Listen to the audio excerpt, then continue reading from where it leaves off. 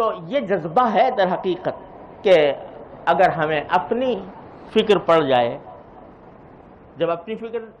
اب اگر ہم جیسے ہماری حالت ہے کہ اپنی فکر تو ہے نہیں، دوسروں کے بیماریوں کی طرف توجہ ہے،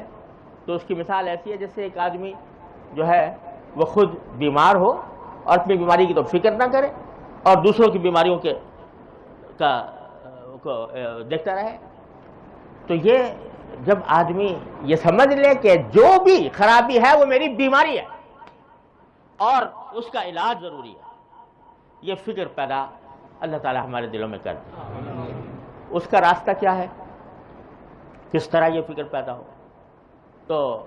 جب قرآن نے کہا ہے کہ اپنی خبر لو، تو بھائی رات کو سونے سے پہلے اگر ہم میں سے ہر شخص اس بات کا جائزہ لے کہ صبح جب ہوئی تھی اور صبح سے لے کر اب تک جو وقت گزرا ہے اس نے میری زندگی کا ایک دن کم کر دیا. یہ زندگی جو ہے نا، اس کا ایک ایک لمحہ بڑا قیمتی ہے، یہ پتہ نہیں کب ختم ہو جائے. جو کچھ اللہ تبارک و تعالیٰ نے ہمیں زندگی دی ہے وہ اس لیے دی ہے تاکہ آخرت کے لیے وہ سرمایہ بن سکے. وہ سرمایہ دن بدن گھٹ رہا ہے، تو ہر روز رات کو بیٹھ کر اس کا جائزہ ہم لے لیا کریں کہ صبح سے لے کر جو وقت آیا تھا تو اس میں دیکھوں کیا میری عبادتیں کیسی ہوئیں، اس میں کمی کوتاہی تو نہیں ہوئی، میرے معاملات یعنی خرید و فروخت کے معاملات، روزی کمانے کے معاملات وہ کیسے ہوئے، حلال ہوئے کہ حرام ہوئے،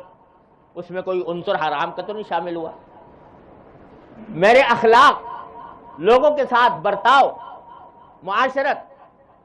اس میں میری ذات سے کسی کو تکلیف تو نہیں پہنچی، اور میرے دل میں